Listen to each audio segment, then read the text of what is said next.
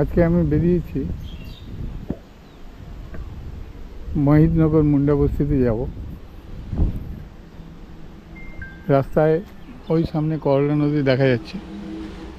করলা নদী পাশ থেকে গিয়ে সুভাষনগর মোড়টাতে নেমেছি, ওখান থেকে আমি হেঁটে হেঁটেই চলে যাচ্ছি।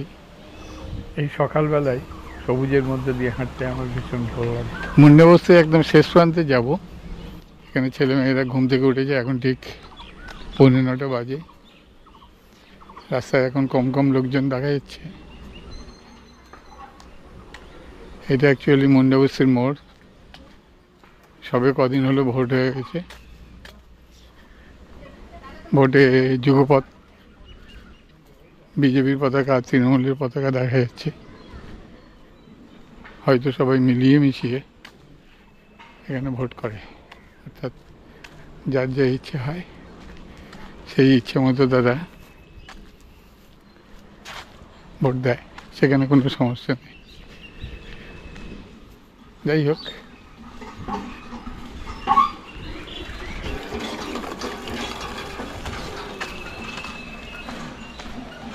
এটা একটা মন্দির, কালী মন্দির।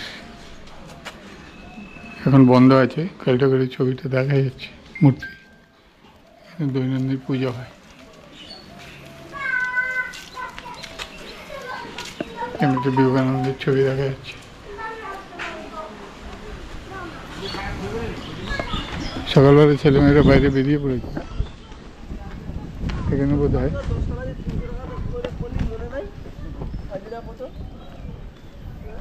নর্মালি পড়াশোনা একটু কম করে। এখানে 9:45 রাস্তায় আছে, ছেলে মেয়ে দেখা যাওয়ার কথা নয়, কিন্তু দেখা যাচ্ছে। এখানে সব ফুলই খুব উজ্জ্বল, দেখতে দারুণ লাগে। কিন্তু এদিকে মেহগনি গাছ দেখা যাচ্ছে। এখানে মেহগনি আর সেগুন গাছ প্রচুর দেখা যায়। গাছে একখানি কলা পড়ে আছে, কেউ কেটে নিয়ে যায় না। যখন পুষ্ট হবে তখন বাড়ির মালিকই কাটবে।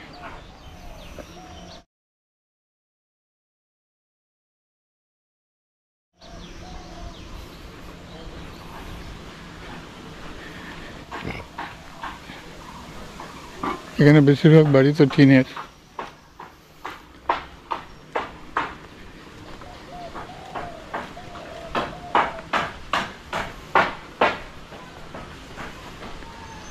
কাঁঠাল গাছে প্রচুর কাঁঠাল হয়ে গেছে, ছোট ছোট কাঁঠাল হয়েছে, এগুলো বড় হবে।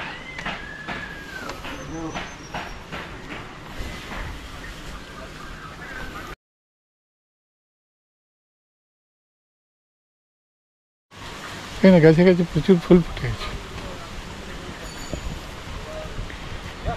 আমাদের শহরাঞ্চলে এরকম গাছে ফুল পাওয়া গেলে সবাই ফুলগুলো তুলে ফেলত। এখানে কত ফুল দেখা যাচ্ছে।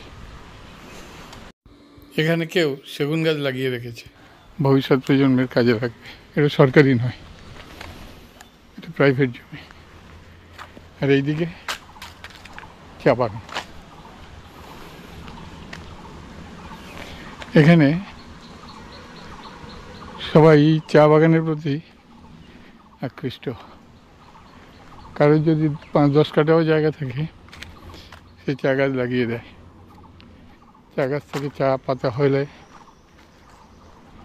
লোকেরা এখান থেকে এসে নিয়ে যায়। যারা পাইকারি বিজনেস করে তারা এখান থেকে নিয়ে যায়। সেই জন্য আর এগুলো গরু ছাগল খায় না খুব একটা, চা পাতা। যাই হোক, এই সিপিএমের পথে দেখতে পাচ্ছি আছে, সব মিলিয়ে মিশিয়ে কাজ করছে।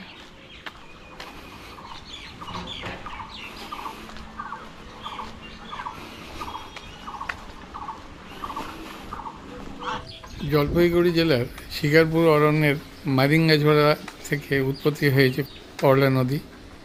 করলা নদী টোটালি প্রায় 45 কিলোমিটার মাত্র। যাই হোক, আমি এখন এসে গেছি। এখন বেশি জল নেই, কিন্তু বর্ষাকালে এর রূপ আলাদা। এইটা করলা নদী।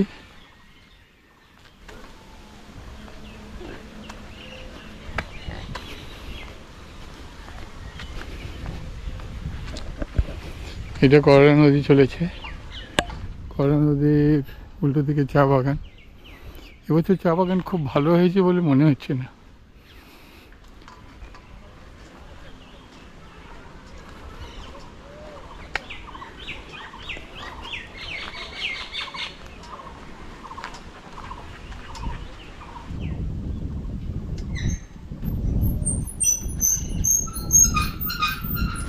কালকের কাঠ কাটানো হলো, কাঠ কাটানোর খরচ পুষিয়েছে? কাঠ কাটানোর খরচ পুষাচ্ছে? কি কাঠ বেরিয়েছে?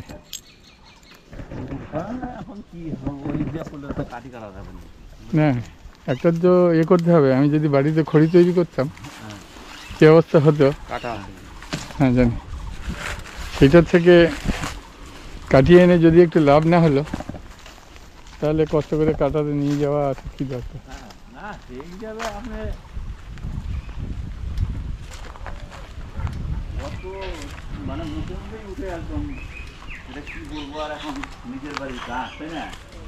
সেইটা ঠিক আছে, হ্যাঁ সেটাই বলছি। ঠিক আছে, তাহলে এখানে 1800 টাকার কাঠ সারানি হিসেবে কিনতে গেলে বেশি আছে না। ওই গাছটার ইনিশিয়াল গাছটার তো একটা দাম ছিল, কাঠের যে গাছটা সেটার তো একটা দাম ছিল। আপনি গাছটা যদি বিক্রি করতে যান আপনি পয়সা পাবেন না তো সেরকম। মানে যারা কিনবে তারা এই রেটেই কিনবে, এইভাবে ওরা তো জানে সবসময় এই ব্যবসায়ী করে খায়। এইরকম করে তাদের তৈরি করতে হবে। আপনার এখানে যদি ওর 2000 টাকা কামাই না হয় তাহলে তো ওই গাছটা নিবে না। না তাহলে দেখা গেল আপনার ঘরে বর্তা দেখা গেল যাতায়াত। দেখেন আপনার আইডিয়াতে কি এই কাঠটার দাম কত বলে? আপনারা তো কাঠের কাজ করেন। এইটা কাঠের কাজ, এই কাঠের কাজ আমরা খুবই কম করি। ঠিক আছে, এগুলো হচ্ছে শাটারিং কাঠ। যাই কাঠ হোক ঠিক আছে, শাটারিং কাঠ হিসাবে আপনার মনে হয় 350 টাকা 700 টাকা 600-700 টাকা সেফটি। 600 টাকাই ধরো না, 600 টাকা সেফটি হলে ওখানে মনে হয় 10 সেফটির উপরে কাঠ আছে। 10 সেফটি হয়ে যাবে? 10 সেফটির উপরেই আছে। আচ্ছা ঠিক আছে, এবার অন্য কথায় আসি। ঠিক আছে, আমরা আবার পরে কথা বলবো।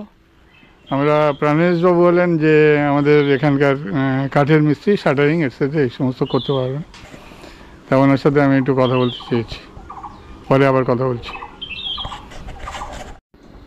এটা একটা বাগান, আমার এক আত্মীয়র কাছ থেকে নিয়েছিলাম।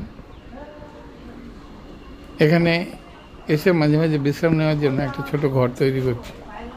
টিন দেওয়া ঘর, টিনের শেড হবে।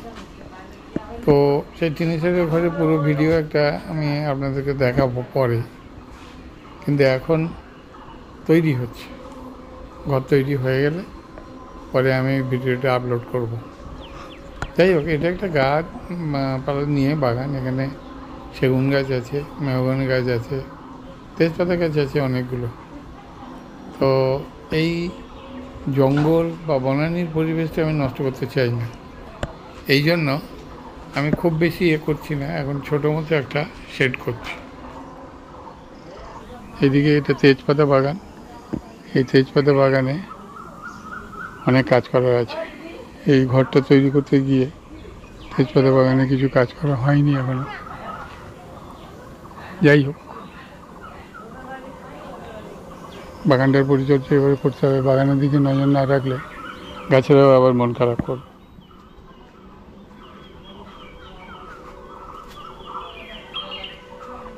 যাই হোক, আমাকে আবার এখন বাড়ি ফিরতে হবে। বাড়িতে গিয়ে তারপরে আবার চিন্তা ভাবনা করব। বেরিয়ে পড়েছি, বাড়িতে এখন যেতে হবে।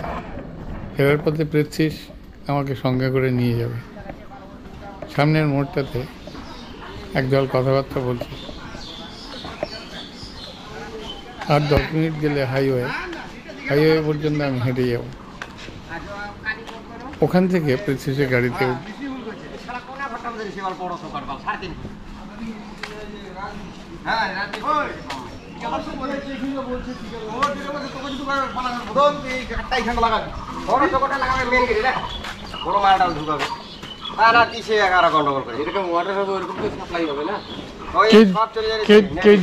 ও নেটে যাবে না, আমি যখন দেবো তবে তো যাবে, এমনি ডাইরেক্ট যাবে না।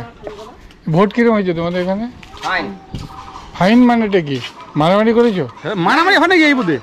তাহলে এই বুথে জলপাইগুড়ি ভালো হয়েছে। আমাদের এখানে মারামারি হয়। হ্যাঁ, জলপাইগুড়ি কোথায় কোথায় যেন মারামারি হয়েছে। বাইরে বাইরে বাইরে বাইরে ফুলবাড়ির দিকে কিছু মারামারি হয়েছে। আমাদের এরিয়া আচ্ছা, এখানে সবাই মিলেমিশে। এখানে দেখছি তৃণমূলের পতাকা আছে, আবার বিজেপির পতাকা আছে, সিপিএনেরও আছে ওদিকে। সিপিএম এর ওইদিকে আছে। হ্যাঁ, ওইদিকে একটাই দেখছিলাম সিপিএম, সামনে গেলে আর পাবেন, সামনে গেলে সামনে গেলে সামনে সিপিএম, মানে সবাই মিলেমিশে। সব মিলেমিশে। মানে সবাই সিপিএম নাও হতে পারে, সিপিএন আছে, কংগ্রেস আছে, টিএমসি আছে, হ্যাঁ সব মিলেমিশে। বিজেপি আছে। এগুলো কি কাজ? এগুলো চুন কাজ? না, পিঠালি পিঠালি আচ্ছা, পিঠালি গাছ।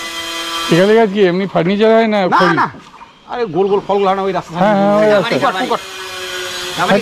গামারি অনেক দামি গাছ, কি বলছো? এগুলো শাটারিং এর কাঠ হবে, কিন্তু গামারি অনেক দামি কাঠ। ফলগুলো হয় না এই গোল গোল ওই। আমি বুঝতে পেরেছি ওইখানে যেগুলো মোটা মোটা আছে। দেখবেন হ্যাঁ, ওগুলো শাটিং না।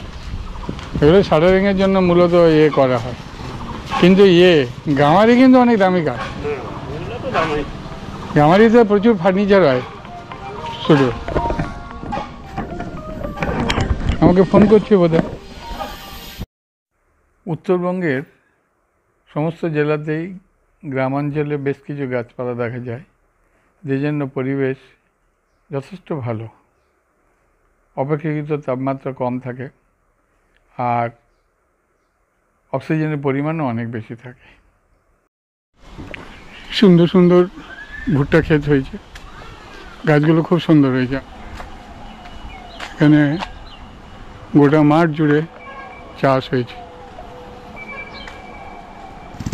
বাচ্চারা এখন স্কুলে যাচ্ছে, এখন স্কুলের টাইম হয়ে এসছে। বাচ্চারা সবাই স্কুলে যাচ্ছে, গার্জিয়ানরা দিয়ে আসছে। সামনে স্কুল আছে একটা, আবার পিছনে ফেলে এসেছি ওইদিকে মুন্ডাবস্তি প্রাইমারি স্কুলটা আছে। এখানে একটা ভালো পুকুর, এখানে মাছ চাষ হওয়ার কথা, মনে হয় মাছ চাষও আছে। দেখে মনে হচ্ছে টুকটাক মাছ আছে। এর ওই পিছনের দিকটা দিয়ে করলা নদী বয়ে চলে গেছে। এখান থেকে করলা নদী সোজা গিয়ে জলপাইগুড়ি টাউনশিপের মধ্যে ওই দিকে চলে গেছে।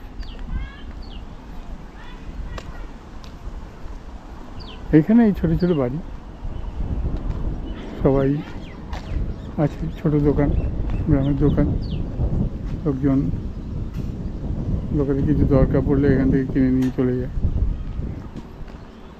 প্রয়োজন মতে বেশি দূরে যেতে হয় না, কারণ এখান থেকে তো ভালো বাজার কাছাকাছি নেই, দূর আছে। কম করে 2 কিলোমিটার তো হয়ে যাবে, তারপরে ভালো বাজার পাওয়া যাবে। যাই হোক, আমি হাই রোডের কাছাকাছি এসে গেছি।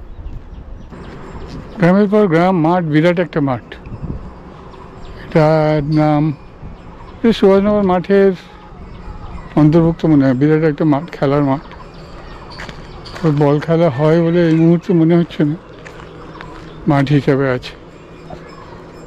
যে জন্য এখনো পর্যন্ত এদিকে টেম্পারেচার মোটামুটি সহনশীল। কলকাতায় তো শুনেছি এখন 42-45 চলছে। এবছর 50-এর সতর্কবার্তা আছে, 50 ডিগ্রি হতে পারে। সেটা পুরুলিয়া বাঁকুড়া অবশ্য, এইদিকে হবে না। জলপাইগুড়ির কাছাকাছি একদিকে দার্জিলিং, একদিকে কালিম্পং, সুতরাং অত বেশি হবে না। যাই হোক,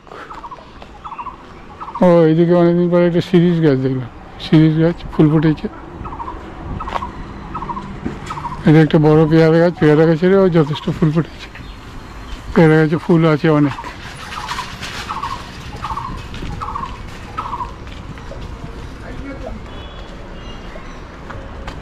এর একটা গ্রামের দোকান, টুকটাক জিনিসপত্রগুলো রাখা আছে, ছেলেগুলোদের পেন্সিল ইত্যাদি দিচ্ছে।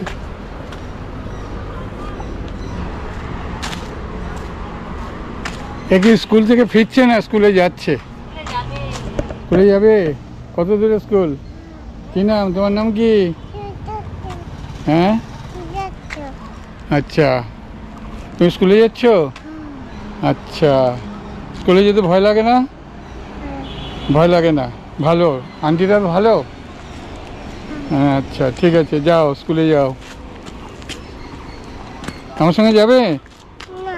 আচ্ছা আমার সঙ্গে যাবে না কেন? আমার সঙ্গে গেলে তো ভালো, আমি স্কুলে পৌঁছিয়ে দেবো। স্কুলে পৌঁছিয়ে দেবো। হ্যাঁ, তুমি মার সঙ্গেই যাবে? ঠিক আছে, তাহলে যাও, মার সঙ্গেই যাও। এখানে একটা মাছের দোকান, কিসব মাছ আছে যেন, ছোটো ছোটো নদী মাছ, রুই মাছও আছে। এই দোকানদার নেই। হাই রোডে চলে এলাম, হাই রোডের পাশে কিছু চায়ের দোকান টোকানগুলো আছে।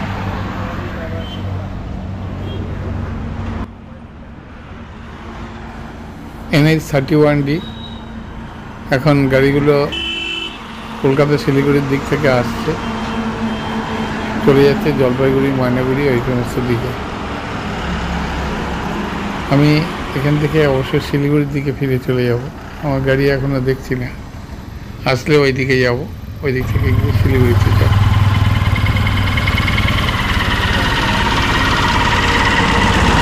এটা অ্যাকচুয়ালি সুভাষনগর মোড় বলে।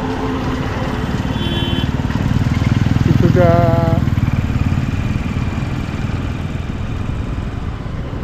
উত্তর দিকে গেলেই ওটা ইয়ে আছে, আসাম মোড়, এটা জলপাইগুড়ি আসাম মোড়।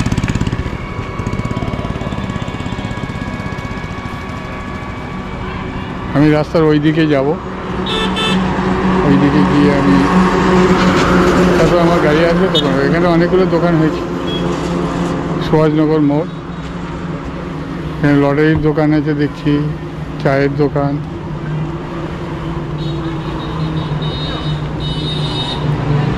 সবাই বসে বসে টিফিন করছে।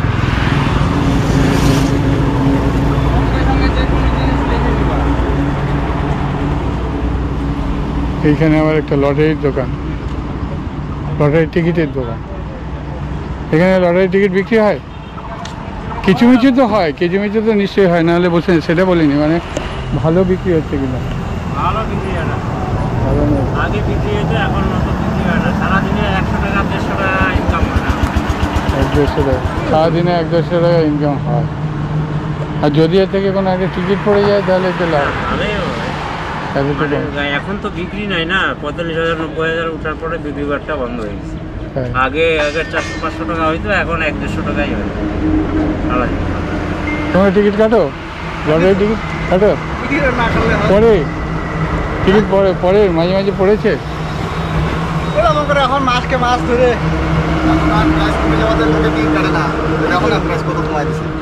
সব কমাই দিছে প্রায়। বেশিরভাগ বোধহয় আঞ্চল হয়। হ্যাঁ, বেশি মিডিলে বসে না। তবু কিছু করে খাওয়া ভালো, হ্যাঁ, মানে বদমাইশি করতে তো সবাই আমরা পারি না। টিকিট সেল হয় না, এই জন্য এখন টিভিতে আর দেখায় টিআরএল।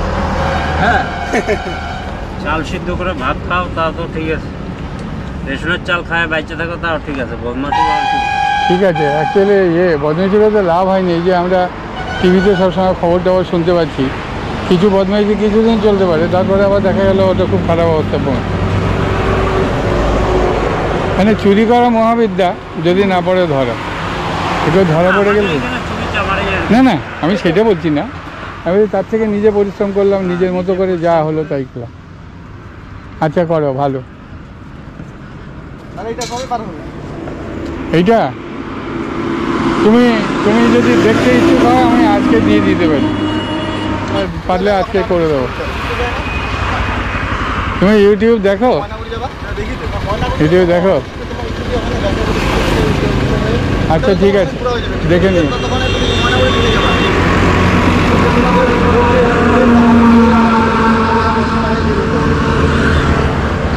তার থেকে তুমি এদিকে অনেক কাজ করতে পারো। চ্যানেলের নাম কি? এদিকে তোমার আমার চ্যানেলের নাম এক ব্যাগ স্বপ্ন। এই যে আমার ব্যাগটা আছে না, স্বপ্ন।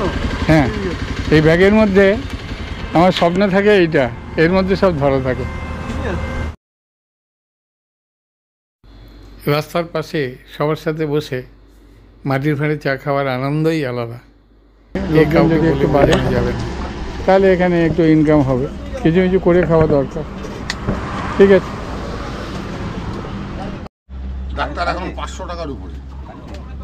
আপনি গরিব মানুষ, এবার আপনি 500 টাকা কোথা থেকে দেবেন?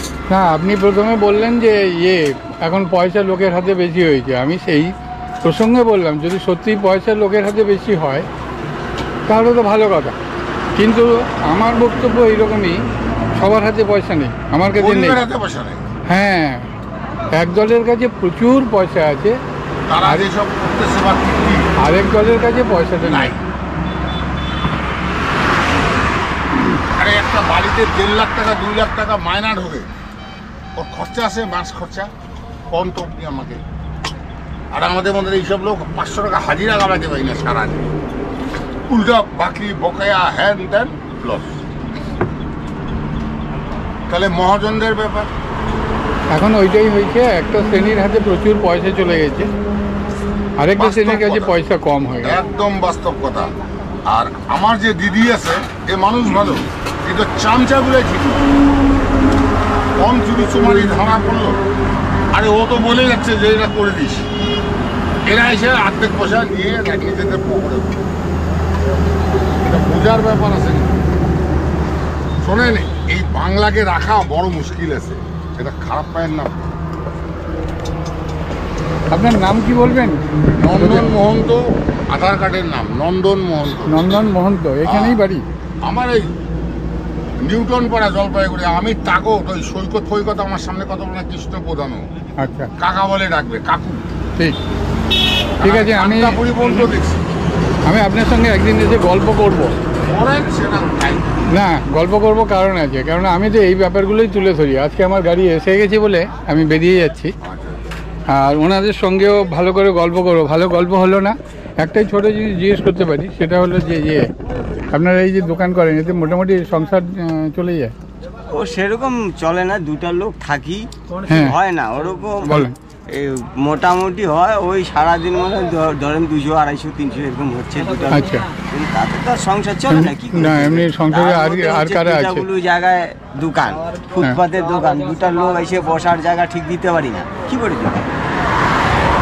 কি করে দিবা? দুটা লোক যে আইসে, ভালো মন্দ লোক আইসে টিফিন করবে বা কিছু করবে, সে জায়গাটা তো দিতে পারি না। কি করে দিবে? ঠিক আছে, যদি সরকার থেকে কোনো আস্তে আস্তে ব্যবস্থা করে তাহলে যদি করে আর কি। ঠিক আছে। আজকে আমি যাই, পরে আবার কথা বলবো। আমি এখানে মাঝে মাঝে আসি, ঠিক আছে? শোনেন, আপনি যদি পেশকার হন, হ্যাঁ, এটুকু লেখেন আসাম বেঙ্গল ভালো হয়ে গেছে, মানে বেঙ্গল ভালো হয় না, আসাম আর বিহার। কথাটা খেয়াল রেখেন, এই গাড়িওয়ালারা কান্দে, জানেন, এখানে পুরা দাদাগিরি, পুরা দাদা। আপনি জিজ্ঞাসা করেন গাড়িওয়ালাদেরকে। ঠিক আছে, আমি পরে এসে একদিন আপনার সঙ্গে গল্প করবো। আমার নিউটন পরে আনন্দময়ী কালীবাড়ির সামনে বাড়ি। আনন্দমণি কালীবাড়ির সামনে? হ্যাঁ, ওখানে আচ্ছা। গৌরব আছে, ওর প্রেসিডেন্ট আচ্ছা, তৃণমূলের। আমি এসব ভাবে না, কেন আমি তো ওদের পার্টিকে দাঁড়া করাইছি। ঠিক ঠিক আছে।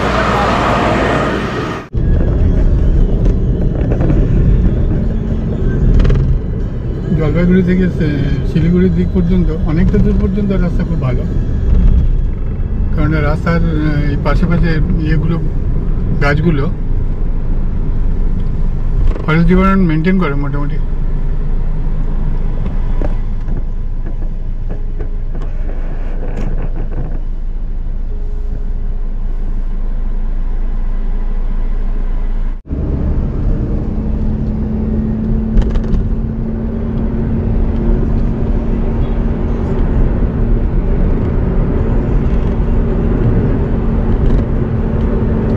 এই গাছগুলো কি নাম বলে?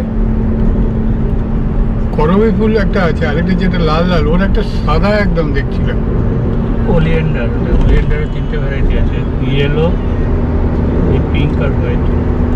একদম আমাদের ওই বস্তিতে যাওয়ার পথে দেখলাম ওটি জায়গা আছে একদম, মানে সাদা দাগ, সব থেকে বেশি বিষাক্ত, কিন্তু ওইখানে আছে।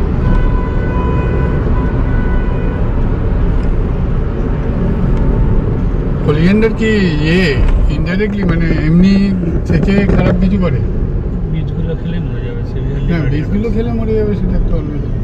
এমনি আলাদা করে খারাপ দিকে। ডাইরেক্ট এনভায়রনমেন্টের কোনো ক্ষতি করছে কিনা আলাদা করে। দৈনন্দিন চলার পথে আমি যা দেখি যা শুনি তা তুলে ধরি। আমার মনে হয় এটা ভবিষ্যতে কোনো সময় একটা দলিলও হতে পারে, যেটা অত্যন্ত গুরুত্বপূর্ণ।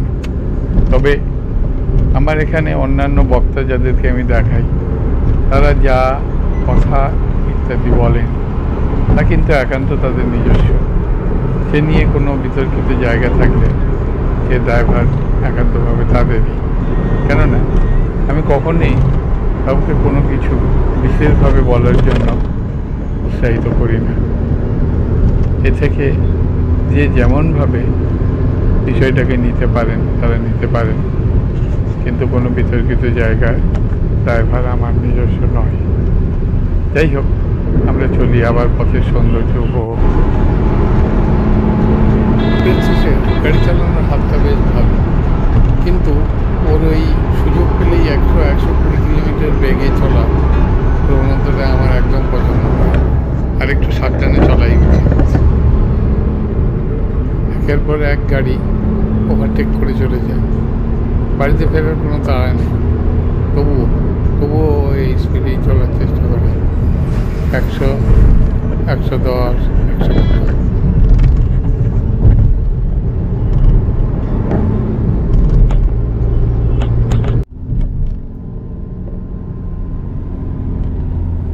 নৌকাঘাট পৌঁছে গেলাম। এটা 3rd মহানন্দা ব্রিজ। বাড়িতে ফেরার আর বেশি দেরি নেই। এখন অবশ্য আর এত জোরে চালাতে পারবে না, কারণ এখন রাস্তায় আমার যথেষ্ট ভিড় আছে।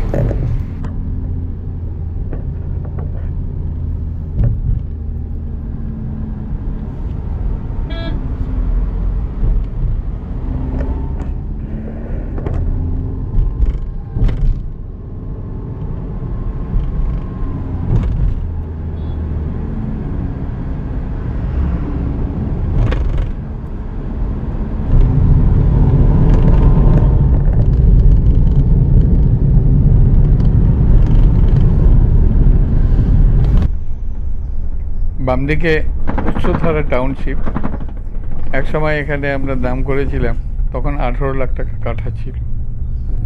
এখন শুনি 80 লাখ টাকা কাঠা, ফ্ল্যাট প্রায় 4 কোটি টাকা। যাই হোক, আমরা আবার এখন এগিয়ে চলি। এখন বাড়ির দিকে যাওয়ার পালা।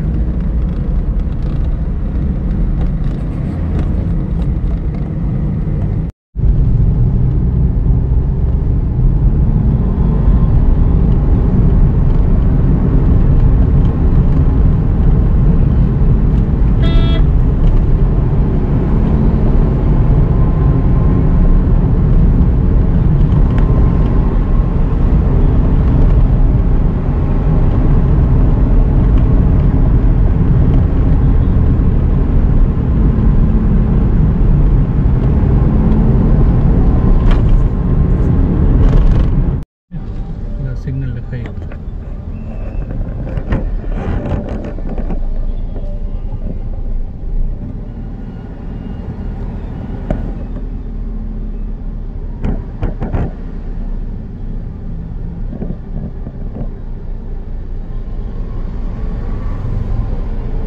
আগে তো নর্থ বেঙ্গল মেডিকেল কলেজে এই গেটটা বন্ধই থাকতো। ওই গেটটা খোলা থাকতো, ওইখান থেকে এমার্জেন্সি।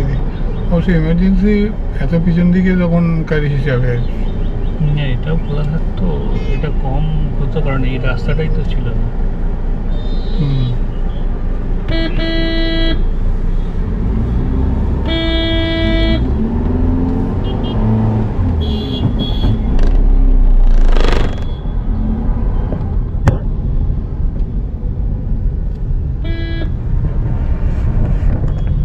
বাড়ির গলিতে ঢুকে পড়েছি।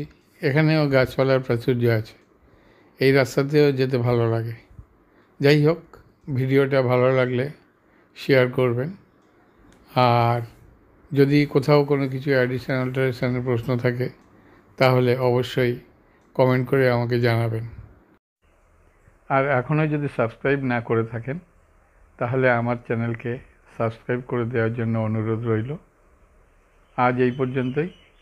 পরবর্তীকালে অন্য কোনো ভিডিওতে আবার কথা হবে। যাই হোক, ভিডিওটা সম্পূর্ণ দেখার জন্য আপনাদেরকে অসংখ্য ধন্যবাদ। আমি এখন নামছি আমার বাড়ির গেটে।